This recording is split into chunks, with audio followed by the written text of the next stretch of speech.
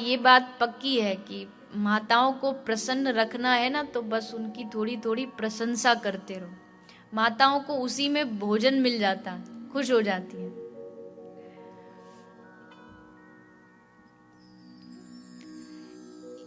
एक बार एक आदमी पेट्रोल स्टेशन गया बाइक लेकर के, गैस स्टेशन।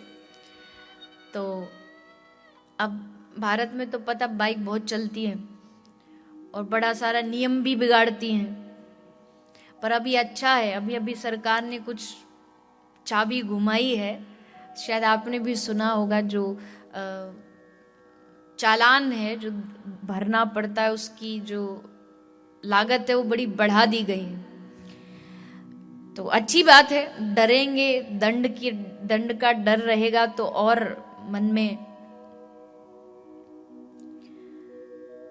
तो वो बाइक लेकर के गया, पत्नी पीछे बैठी थी।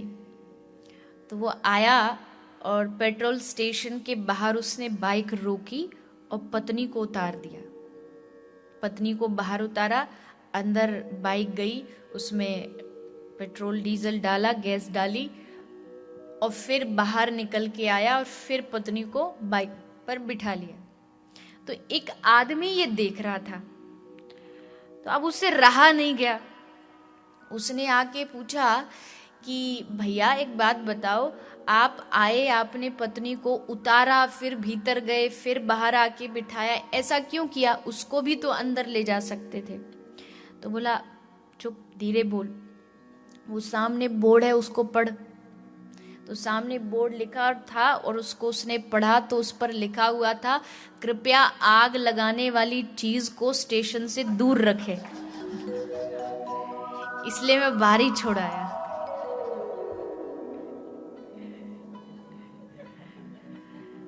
ये बात मैं भारत की कर रही हूं। लेस्टर की मैयाएं तो या देवी सर्वभूतेषु, नवरात्रि आने वाली है ना, शक्ति रूपेण संस्थिता। मैया मैया होती हैं, जब अपने पे आए तो महागौरी बन जाती हैं, अपने पर आए तो सती पार्वती बन जाती हो। जरा टेढ़ा बोलो तो फरसा निकालने में समय नहीं लगता, चंडी का रूप भी धारण कर सकती। लेकिन नारी की गुण भी अनेक हैं।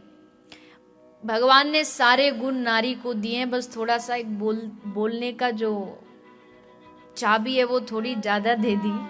लेकिन वो भी अगर सही स्थान पर उपयोग हो, नारी की जो वाणी है उसमें सरस्वती का वास है। अगर उस वाणी को वो सही स्थान पर उपयोग कर ले, यहाँ तहाँ की बातों में, यहाँ तहाँ की निंदा में इत्यादि में ना उपयोग करे, तो उसकी वाणी में सरस्वती का निवास होता है।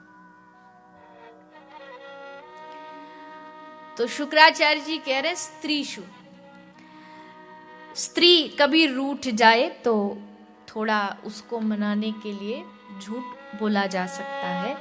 बोलना चाहिए ऐसा नहीं कहा है, लेकिन कभी कभी अगर बोलना पड़े उसके हितार्थ तो उसमें पाप नहीं लगता।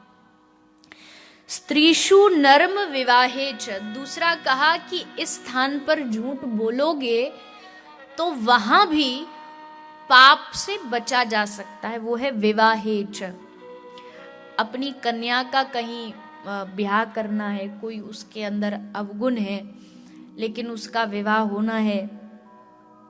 मुझे याद है श्री आप ही के गुजरात के परम संत प्रातस्मरणीय श्री डोंगरे जी बाबा महाराज, आपकी भागवत एक ग्रंथ में लिखा हुआ था। वो विनोद में कहते थे कि भले ही सालिग्राम के रंग जैसी बेटियों पर ब्याह करना हो तो कहना पड़ता है कि गाय जैसी है, कि भैया ये जैसे तैसे इसका ब्याह हो जाए, इसको कोई वर ले। विवाहेच, विवाह के संबंध में कभी कभी असत्य का सहारा लेते तो शुक्राचार्य जी कहते कि वहां भी क्षमा प्राप्त हो सकती है। ऐसे बहुत सारे प्राण संकटे, मान लीजिए किसी के प्राण संकट में है, उदाहरण के लिए ऐसी कई कथा आती हैं, गाय के पीछे कसाई जा रहा है, रास्ते में एक साधु बैठे हैं, पूछा बाबा आपने गाय को जाते देखा? तो झूठ बोल दिया, नहीं देखा, ताकि उसके प्राण बच जाए, उसके प्राणों की रक्षा हो, हिंसा न हो। तो ये कुछ स्थान तो दिए गए हैं जहां शुक्राचार्य जी ने कहा है कि इन स्थानों पर पाप न लगे ऐसा लिखा गया है, पर फिर भी हम प्रयास करें कि सत्यम परम धीमहि, सत्य के उपासक होने के कारण जो भगवान सत्य स्वरूप है, जो भगवान कण कण में स्वराट, स्वराट मतलब जो रोम रोम में विराजमान है, ऐसे भगवान के हम पर कृपा हो, ऐसा प्रयास करना चाहिए।